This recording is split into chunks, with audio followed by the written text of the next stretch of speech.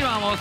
Claro que sí, para alquilar balcones, lo decíamos en el bloque anterior, estaremos hablando de una de las figuras más controvertidas por estos tiempos. Hablamos, claro, de Bukele, el presidente de El Salvador. Por eso es muy interesante, bueno, la charla que vamos a tener a propósito del plan Bukele, las dos caras de un régimen que otros países quieren imitar. Esa es una nota de Julieta Nassau, periodista de La Nación, que está del otro lado. Digo bien, Juli, ¿cómo te va? Bienvenida para alquilar balcones. ¿Cómo estás?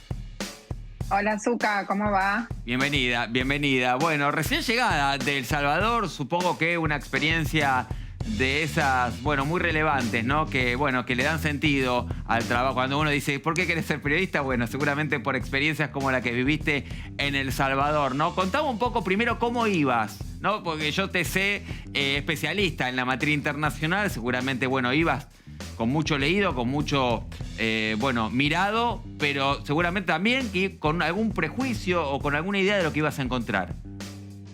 Sí, Zuka, bueno, en primer lugar es importante decir que es la primera vez que yo viajaba a El Salvador, por lo cual, como vos decís, me tuve que basar mucho, tanto en cosas que iba leyendo, como en conversaciones que empecé a tener ya desde acá, desde Buenos Aires, con gente de El Salvador, para empezar a entender con qué me iba a encontrar, y no solo con qué me iba a encontrar ahora, sino también de dónde viene toda esta situación.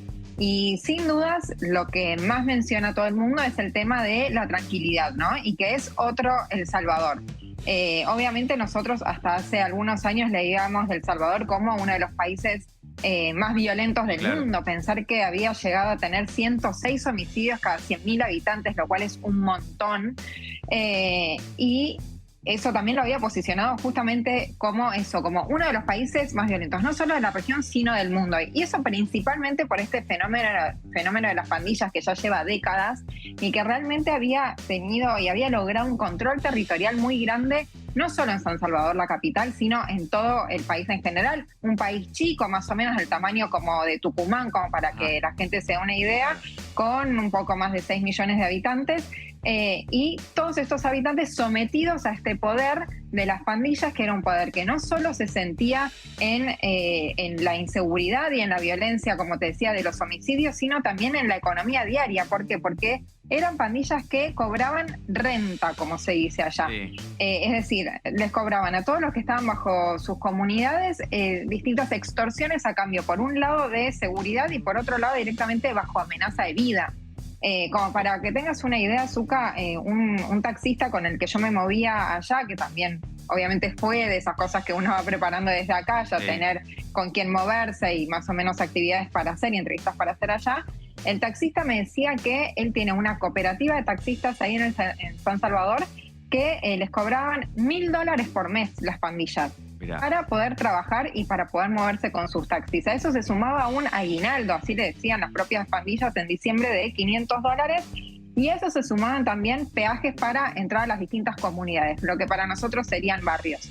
Por lo cual, que todo esto ya no exista, o por lo menos en este momento no se sienta eso, es algo que todo el mundo menciona. Ahora, te pones a hablar con la gente, y empezás a descubrir justamente esto que vos decías, la otra cara también. Ahora voy a ir a las dos caras, ¿no? Pero en tu investigación, ¿cómo es que un país donde hay un Estado vigente con instituciones y demás llega a este lugar donde las pandillas prácticamente borran el Estado y son ellas quienes detentan el poder de policía? Ellas deciden quién vive y quién muere, digamos. ¿Cómo es que se llegó a eso?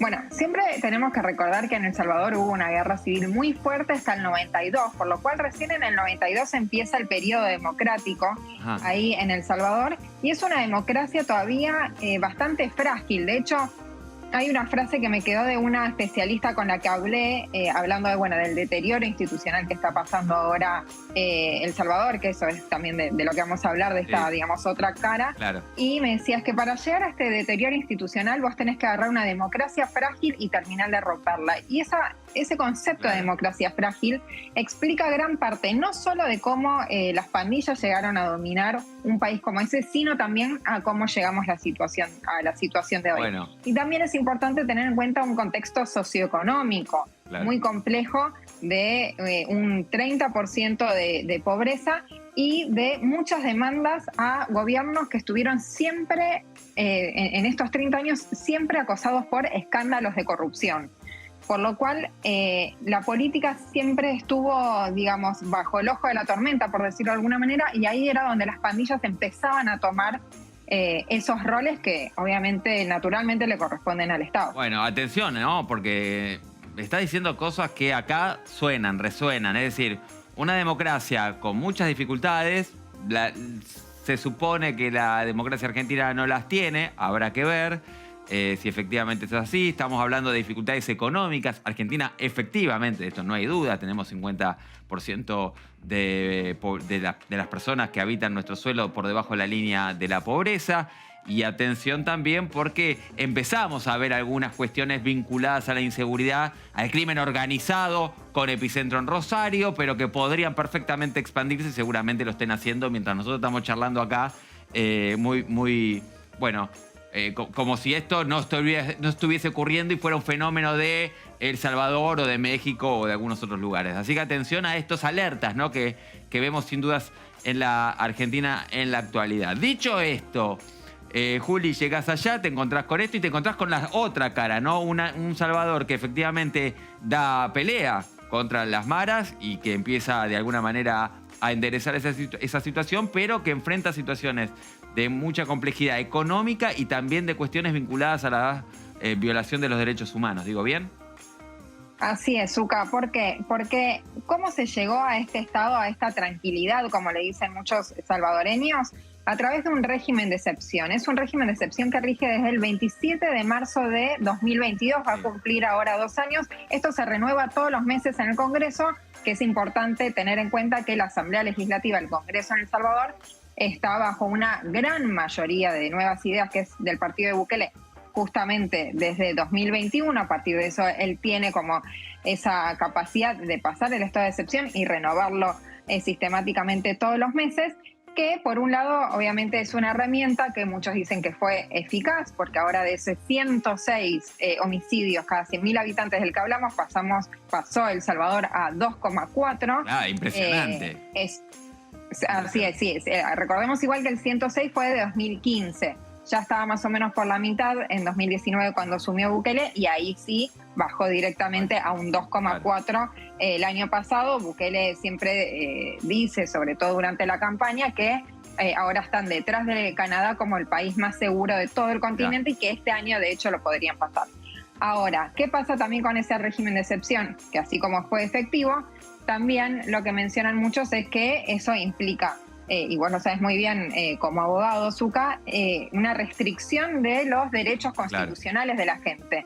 ¿Por qué? Porque los policías y los militares ahora tienen la posibilidad de arrestar masivamente en San Salvador, o de allanar casas, por ejemplo, sin orden de allanamiento. Claro. Después hay muchos cuestionamientos también al debido proceso, es decir, una vez que está detenida esta gente, con qué plazos se enfrentan a la justicia, e incluso hay audiencias masivas, es decir, hay muchas personas detenidas que pierden la capacidad de defenderse individualmente porque son juzgadas en grupo con personas que no necesariamente están vinculadas con ellos, y de esta manera uno de los principales cuestionamientos son las detenciones arbitrarias, es decir, personas que son detenidas por algunas pistas que son bastante cuestionables. Claro. Por ejemplo, una de las posibilidades para ir a detener a una persona es porque un vecino lo denunció anónimamente. Es decir, una denuncia anónima ya es lo suficientemente válida para que una persona sea detenida.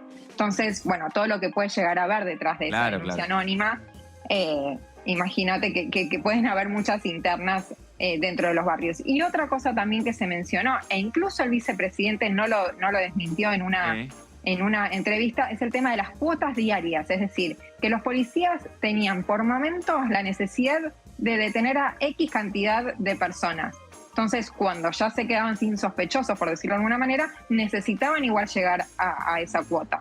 Entonces iban a barrios, que eran los barrios obviamente que antes estaban tomados por las pandillas, que en general son los barrios de clase baja, que son los que por un lado más sufrían la violencia de las pandillas, y por el otro, hoy por hoy, más sufren estas detenciones arbitrarias, que es donde hay muchas madres sobre todo reclamando, que van a reclamar frente a la Fiscalía General, que quieren tener novedades de sus hijos porque principalmente en muchos casos no hay pruebas en contra de sus hijos.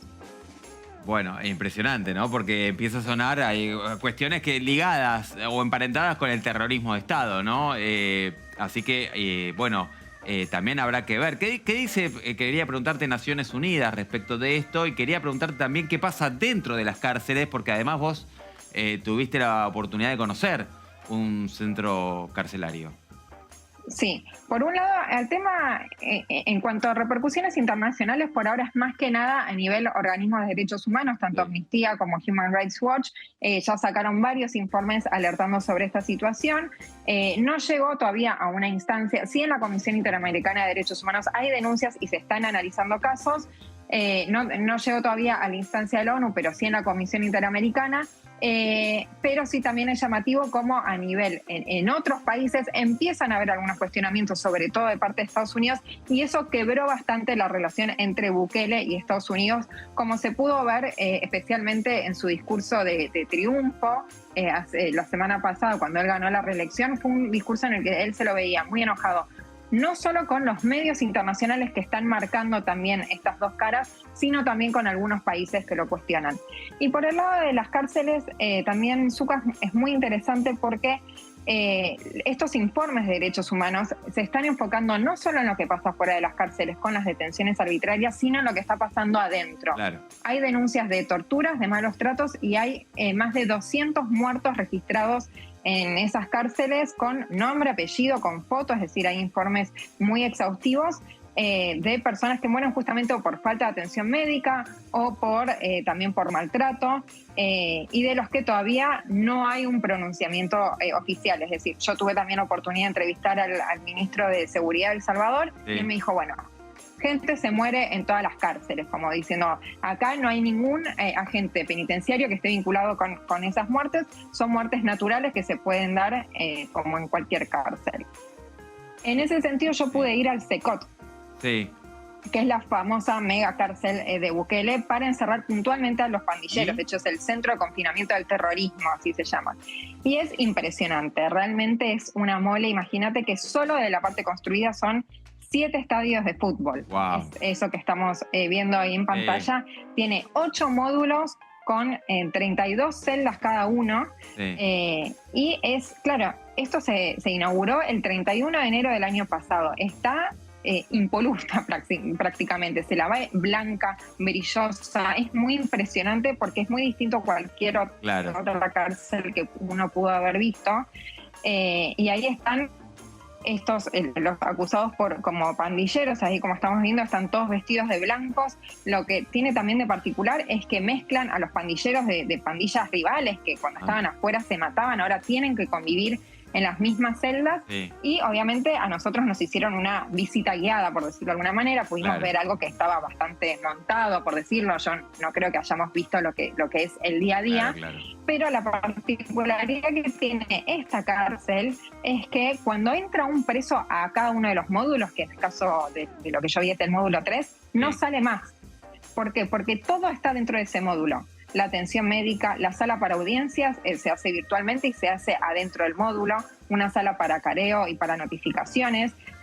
No tiene la posibilidad de ver a su abogado, tanto el defensor o particular, en persona. También si tienen una cita con su abogado es desde la sala de audiencia a través de una computadora. No pueden recibir visitas, por lo cual están todo el día adentro de ese módulo. No ven la luz del sol desde que entraron. Eso te iba a preguntar. Vos decís, bueno, no sale más. ¿Está previsto? Te hago la última. La verdad que es muy interesante. Tengo un montón de preguntas, pero bueno, ¿sabes cómo es esto? Quería preguntarte, esta gente que supuestamente vos decís, bueno, una vez que entra no sale más. ¿Está previsto? ¿Tiene una condena que cumple y sale? ¿O está ahí por el resto de sus vidas? Bueno, ahí el director del CECOT que a nosotros nos recibió, nos decían que tenían gente con condenas acumuladas de hasta 700 años, por lo cual él decía, hay gente que no va a salir más y hay gente que va a salir dentro de décadas y décadas. No está previsto en este año, por ejemplo, en este año y monedas, desde que se inauguró, no salió nadie y no está previsto que salga nadie al corto plazo de todas las personas que entraron. Bueno, muy, muy impresionante. Juli, para cerrar, bueno, ¿Qué dirías del Salvador hoy, digamos, no? Porque muchos fantasean, lo tiran como marketineramente, bueno, hablan del personaje de Bukele y su lucha, bueno, de aplicar un poco ese método aquí en la Argentina. Mañana, no sé, te entrevista a un político y dice, che, quiero llevar adelante algo de la política de Bukele. ¿Qué le dirías? En primer lugar, lo que el propio Bukele me dijo a mí cuando le pregunté sobre la posibilidad de replicar el modelo en Argentina, como quieren muchos funcionarios de acá, él lo que me dijo es, bueno, son dos dimensiones completamente distintas a nivel seguridad, por lo cual la manera de afrontarlo también tendría que ser completamente distintas, tendría que ser, él dijo, un medicamento más pequeño, porque el problema es más pequeño, por lo cual eso es muy importante, me parece, tener en cuenta. En segundo lugar, también tener en cuenta que la problemática de las pandillas es algo que ellos tenían durante años y que tenían sometida absolutamente a toda la población de El Salvador, por lo cual esa es una gran diferencia. Sí es verdad que El Salvador cambió absolutamente y logró un estatus de tranquilidad de la que nadie tenía recuerdos, pero sí también me parece marcar este signo de preguntas con cómo sigue esto, porque el régimen de excepción, como te decía, está por cumplir 2 años, pero parece ser más bien un parche muy efectivo, pero un parche al fin. Me gustaría ver, y esa es una de las preguntas con las que me volví, ¿cuál es la estrategia a largo plazo para mantener esta situación?